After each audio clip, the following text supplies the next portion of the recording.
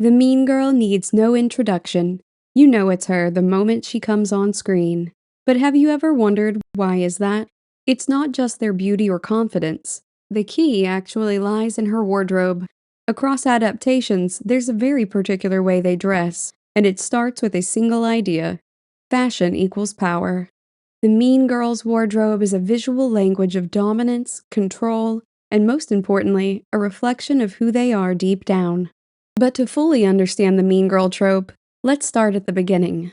The archetype originally started out as a vapid bimbo who's mean for the sake of being mean. But over the years, she's become a fleshed-out character with complex traits that make the audience root for her. Back in the 1930s and 50s, the early mean girl was usually a rich girl or the snobby queen of the country club. Think of characters like Gloria Wondrous in Butterfield 8. These women used their style to show off their social power. Their outfits said, "I'm in control, I'm rich, and I'm not easy to get close to." The stiff, polished look reflected the strict social rules they followed. Everything had to look perfect. By the 80s, we see a rise in teen flicks and the mean girl trope along with it. One such classic movie is the dark teen comedy Heathers. It's a movie about Veronica Sawyer, a high schooler who falls in with a clique of cruel, popular girls all named Heather. When she meets the mysterious JD, their twisted relationship leads to a string of deadly quote-unquote accidents that are actually murders. As the chaos escalates, Veronica must stop JD before he takes things too far and destroys what's left of their school. Heather Chandler is only in the movie for about 30 minutes, but she leaves a huge impact. People fear her, admire her, and she still has influence even after she dies. Her style mixes both masculine and feminine elements, like floral skirts paired with blazers. She often wears what looks like a teen version of a power suit, which was popular in the 80s. She wants to look strong and be taken seriously.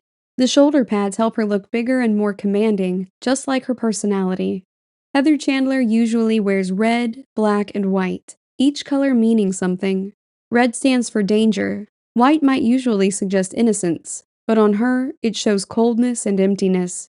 Black gives her a dark and powerful look, hinting at her cruel and manipulative side. All the Heathers, including Veronica, wear blazers and skirts, trying to look older and more grown up than they really are. When Heather Chandler dies, she's wearing pink instead of her usual bold colors, and she's not wearing her scrunchie.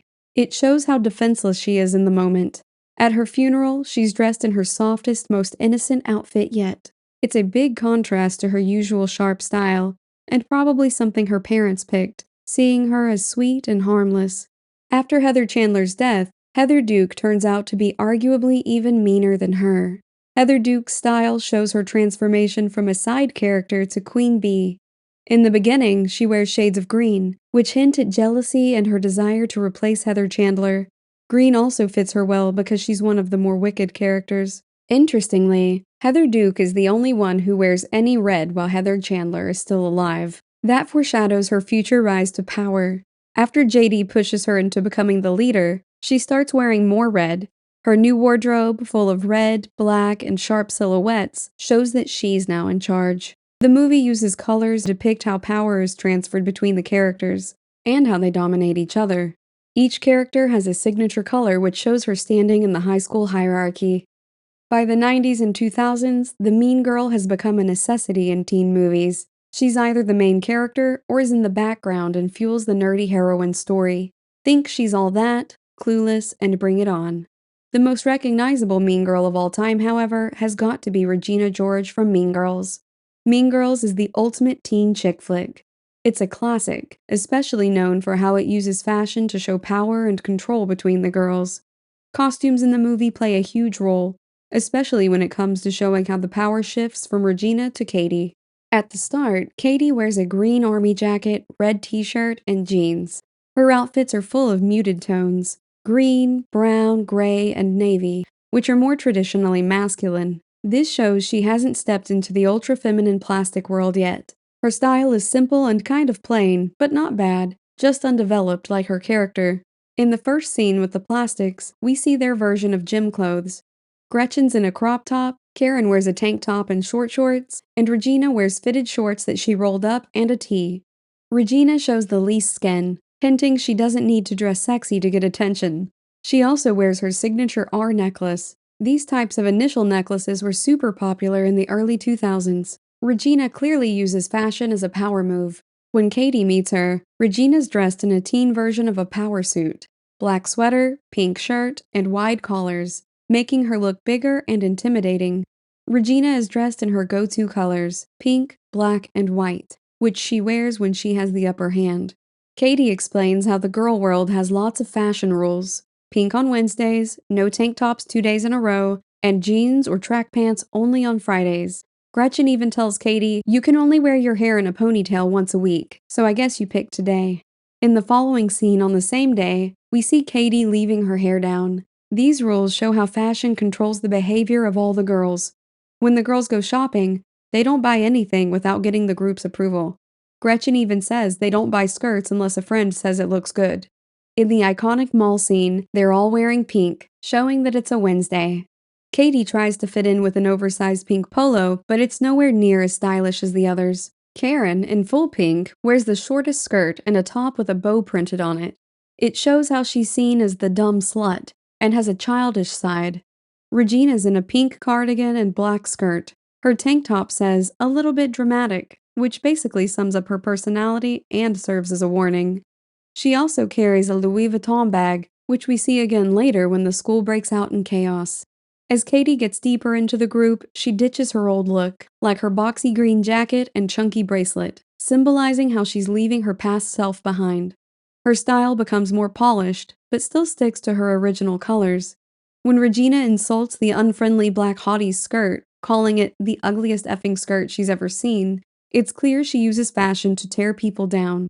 Ironically, that skirt looks a lot like what Gretchen wears, hinting that Regina secretly looks down on her too.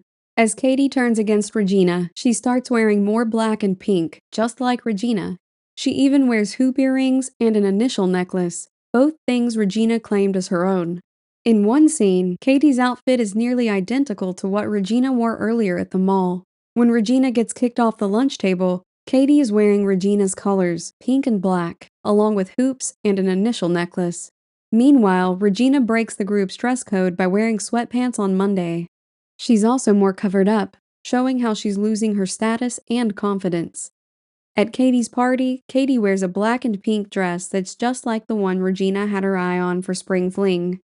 In the next scene, we see Regina planning her revenge. She's wearing a white puffer jacket, still stylish but more low-key. When Regina spreads copies of the burn book, she's back in full Regina mode, wearing pink and black again, with a Louis Vuitton bag and belt. She's polished and powerful again, ready to reclaim her spot. Throughout the movie, Regina uses clothes to keep others in line.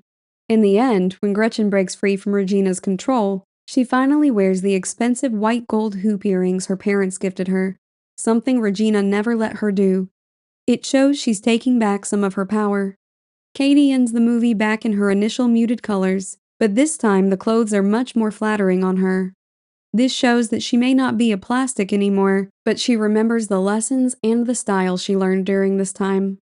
Even Disney Channel movies leaned into the mean girl trope with the popular Sharpay Evans from the High School Musical trilogy. From the start, Sharpay's outfit shows she's rich and popular. She wears bold colors, sparkly details, and designer brands, which sets her apart from the rest of the school. Her clothes don't just look fancy, they show she's the queen of East High, especially when compared to someone like Gabriella Montez. During musical scenes, her clothes are even more dramatic. Think glittery fabrics, short skirts, and big jewelry. It's not just for fun. These choices show how badly she wants the spotlight and control over her world. In her first outfit in the first movie, she wears a pink tartan suit that gives a nod to Chanel. The knee-length skirt has pleats, and the gold belt sits low on her hips. It shows that she cares about her appearance, comes from money, and is a stickler for rules. Her loud bangles say she's not afraid of attention. Gabriella wears a similar outfit but in softer colors, making her seem friendlier. Sharpay, on the other hand, looks bold and a bit cold. Sharpay layers a lot and is maximalist, as was the trend at the time, tying into how her character thinks more is more. She wears a lot of rhinestones, sequins, and sparkly items, drawing attention to herself. Even her cell phone is bedazzled. While other characters carry backpacks, Sharpay sticks to handbags, showing she values style over function. Her stage costumes are just as flashy. In one performance, she wears a crown necklace, making it clear she sees herself as royalty. Another time, she rocks a version of a power suit and star necklace, giving her a dramatic, almost campy look, but it works for a Disney Channel movie. Her outfits like business casual, cardigans, miniskirts, sparkly tops, and dresses over jeans were all part of the fashion trends back then. On audition day, she wears purple, a color linked to royalty. Paired with her tiara necklace, it shows she's serious about being the queen bee. But by the end of the first movie, Sharpay wears white like everyone else, signaling that she's starting to change. Her top still has some sparkle, and the heart necklace hints that she's had a change of heart. In High School Musical 2, she really leans into her villain role. She wears more black, making her seem more like a true villain instead of just a dramatic theater kid. In the third movie, her pinks shift from soft bubblegum to bold fuchsia, showing that she's grown up a little. Over time, Sharpay has become a pop culture icon. A lot of people no longer see her as the villain. Instead, they get where she's coming from. She represents a type of female rage that wasn't taken seriously back then. Sharpay also has one of the best character arcs in the series. She starts as a selfish diva but slowly learns to care about others, like her brother. By the end, she's still herself, but a better version. Now let's talk about one of TV's most iconic mean girls, Blair Waldorf. She's rich, stylish, manipulative, and runs her school like a queen. She keeps her power by using fear, mind games, and sometimes straight-up cruelty. Think about people with authority, like police officers or politicians. They often wear uniforms. Their clothes don't give them the power, but they show it. Blair has her own version of a uniform too. Her style is sharp, structured, and polished, which is very different from her best friend Serena's laid-back, flowy, and effortless looks. Blair's wardrobe includes plaid, colorful prints, and bright accents on muted outfits. She layers a lot and often wears peacoats, blazers, trench coats, and tweed jackets, but almost never jeans, t-shirts, or sweatpants. She avoids casual wear, even in her downtime, to keep up her proper, high society image. Her shoes are usually heels or strappy sandals, and her clothes fit perfectly like they were tailored for her. She wears a lot of classic prints, like houndstooth, gingham, and argyle. Her whole vibe is preppy with a vintage touch.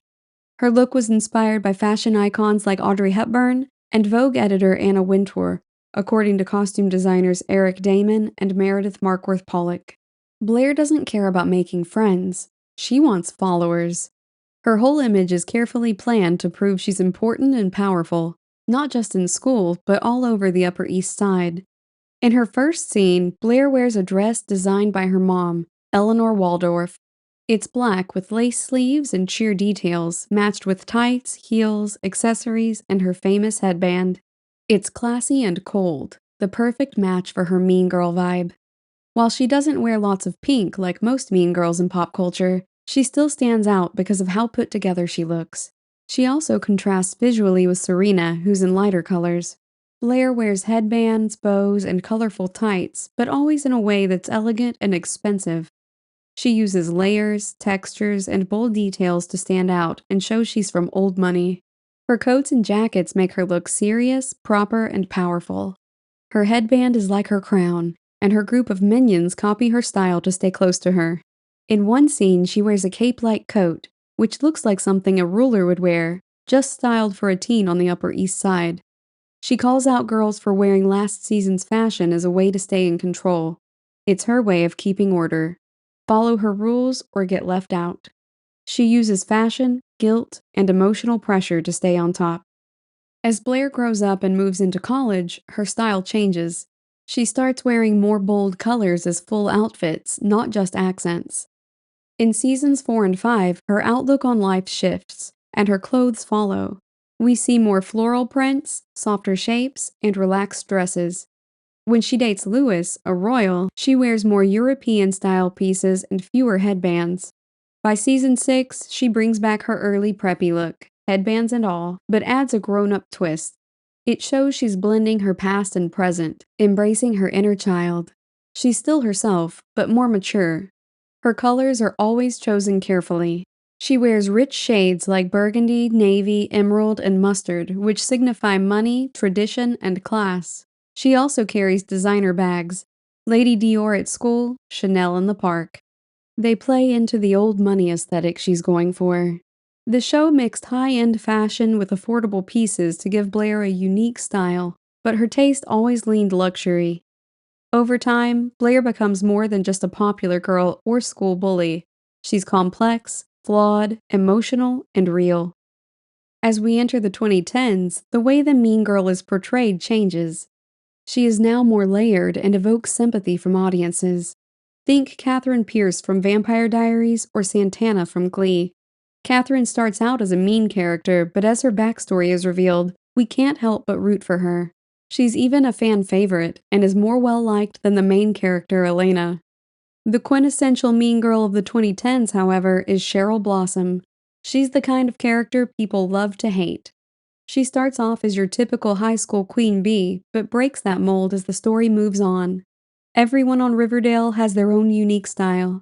Veronica wears mostly black and dark tones, Betty sticks to pastels and light shades of beige, and Cheryl, she's all about red. Sometimes just a pop, sometimes head to toe.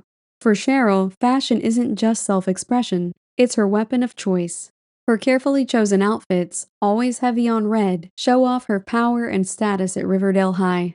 As Madeline Petch once told Glamour, red represents Cheryl's perfectionist mindset and the pressure she feels to live up to her parents' expectations.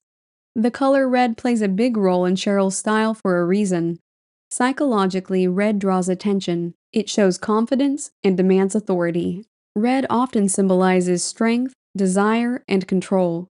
When Cheryl struts through the school halls in bright red, she's making a statement. She's in charge. But it's not just for show. Cheryl's red wardrobe is also a kind of emotional armor.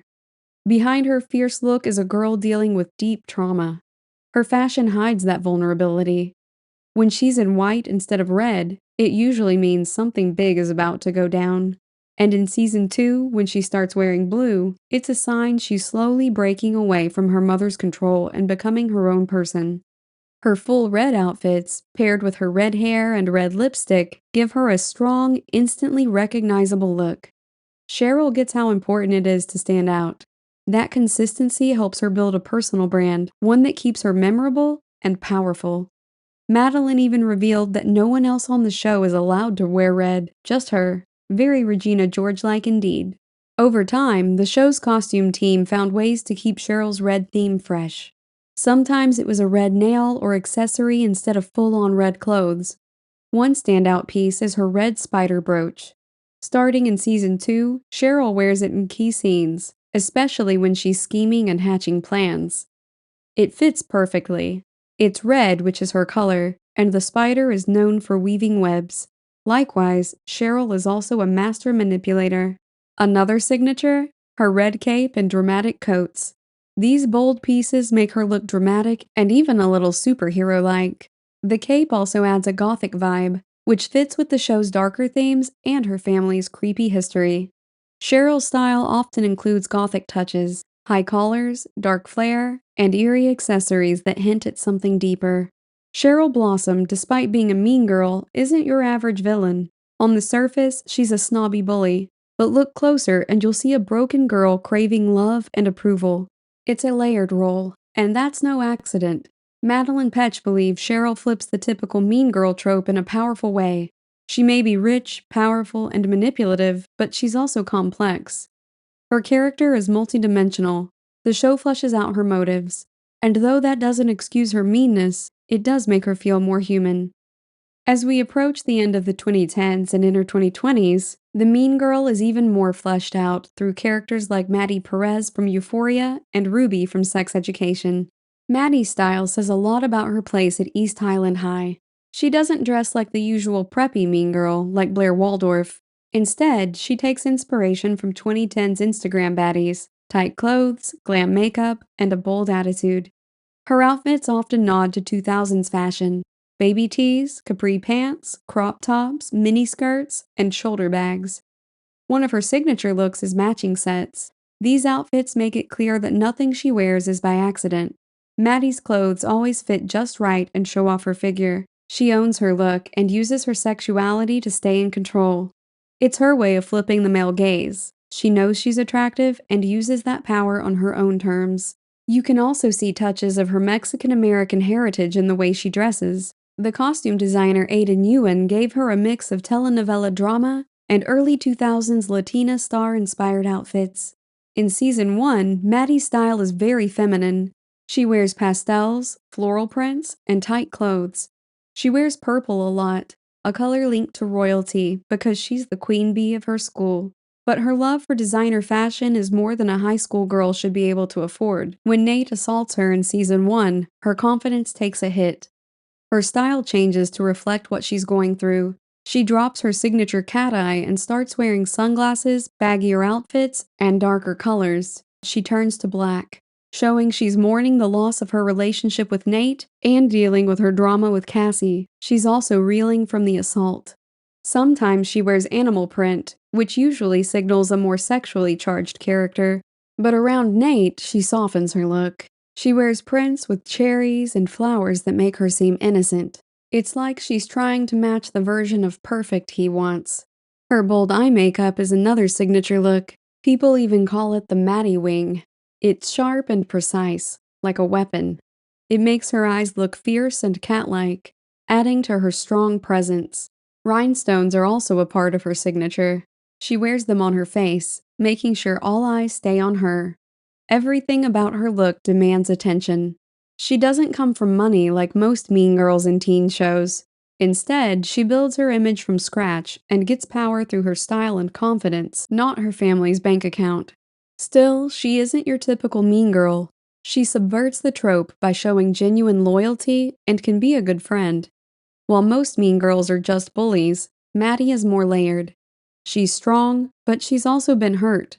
She's not just a bully sometimes, but she's also the victim, particularly in her relationship with Nate. That mix makes her more real and helps her break the usual mean girl mold. In conclusion, the mean girl's wardrobe is not surface level, it's strategy. Every color, silhouette, and accessory is a declaration of authority. What began as a trope has evolved into an archetype, a character defined not by meanness alone, but by calculated self-presentation. But as our culture's understanding of femininity, power, and identity deepens, so has the mean girl as well. Over time, writers made these characters more complex. Instead of just being villains, they became more real, with genuine motives and feelings. The shift shows how conversations about femininity are changing in the modern era.